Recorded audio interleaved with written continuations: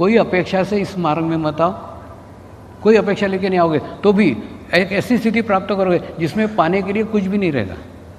दूसरा, योग आपके जीवन के सभी समस्याओं का हल है।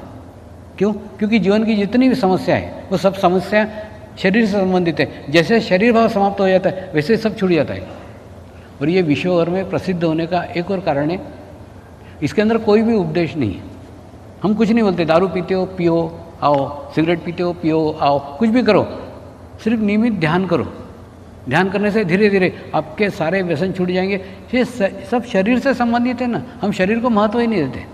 लेकिन हम ये शरीर भाव कम करने के लिए ऐसा नहीं बोलेंगे नंगे पैर घूमो या क्या बोलते हैं ना उपवास करो, हम ऐसा कुछ नहीं बोलते। शरीर को कोई तकलीफ, शरीर का विषय ही छोड़ दो। माने उस लकीर को तुमको अगर छोटी करने का ना शरीर भाव की, तो आत्मभाव की लंबी लकीर उसके सामने खींच दो, शरीर भाव की लकीर छोटी हो जाएगी। और जैसे ही छोटी हो जाएगी ऑटोमेटिकली शरीर भाव से संबंधित जितनी भी समस्या है, जितनी भी प्रॉब्लम है उसी से संबंधित है।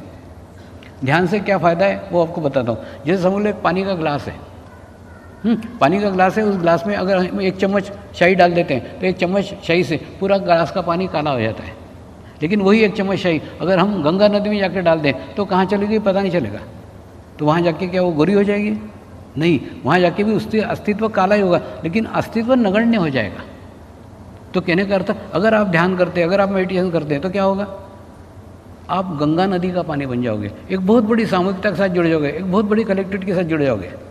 और इसी कलेक्टिविटी के कारण आज तक किसी भी साधक ने आत्महत्या नहीं की। तो गोवा में मेरे को प्रश्न पूछा था ना कि अगर इससे आत्महत्या रुक सकती है, मैंने क्या रुक सकती है ना? क्यों? क्योंकि क्या है, जो भी आत्महत्या करता है ना वो व्यक्ति धीरे धीरे अपना अस्तित्व छोटा करके बाद में उसको नष्ट करता है। लेकिन इसके अंदर जो भी ध्यान करता है उसको मालूम है कि मैं लाखों लोगों के साथ जुड़ा हुआ हूँ। केवल ये हॉल भर के लोग नहीं है, अभी ऑनलाइन आपके साथ लाखों साधक जुड़े हुए हैं। विश्व के लाखों साधक ये कार्यक्रम देख रहे हैं और लाखों साधक आपके साथ जुड़े हैं। तो ऐसे लाखों साधकों के साथ जुड़ने का आज आपको अवसर प्राप्त हो रहा है। और दूसरा, वो लाखों साधक वो हैं जो सालों से ध्यान कर रहे हैं, सालों से मेडिटेशन कर रहे हैं। तो उनके सामूहिकता में, उनके कलेक्टिव में आपको ध्यान करने का अवसर मिलने वाला है। एक मंत्र के द्वारा इस ध्यान को करते हैं। अब आपको आश्चर्य होगा, ऐसा कौन सा मंत्र है जो मंत्र विश्व भर में अपनाया गया है? विश्व के अलग अलग जाति के, अलग अलग धर्म के, अलग अलग देश के लोग उसको लेते हैं। ऐसा कौन सा मंत्र है?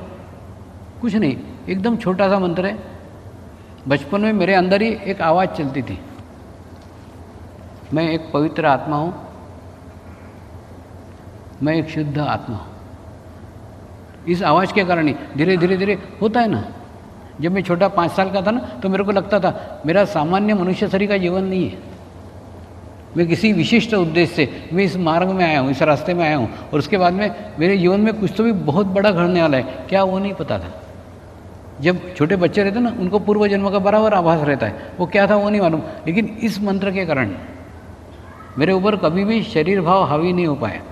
तो वही मंत्र को बाद में मंत्र बना दिया। तो आज लाखों लोग इसी मंत्र के माध्यम से ध्यान कर रहे हैं। तो दिखने को आपको सिंपल दिख रहा है, सिंपल कुछ नहीं है। इसके अंदर मेरी 65 साल की साधना है और लाखों लोगों की सामूहिकता है, लाखों लोगों की कलेक्टिविटी है। तब हम उस मंत्र के माध्यम से ध्यान करेंगे।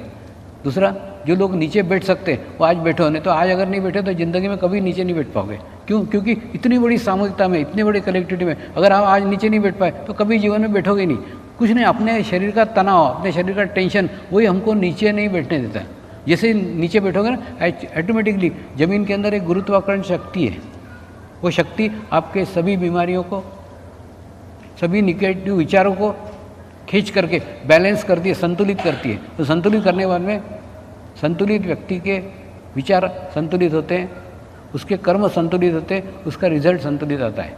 तो जो बैठ सकते हो वो नीचे बैठो और बैठने का प्रयत्न करो ना। इतनी बड़ी सामूहिकता में अगर नहीं बैठ पाए फिर कब बैठ पाओगे? बहुत अच्छा अवसर आज आपको मिलने जा रहा है।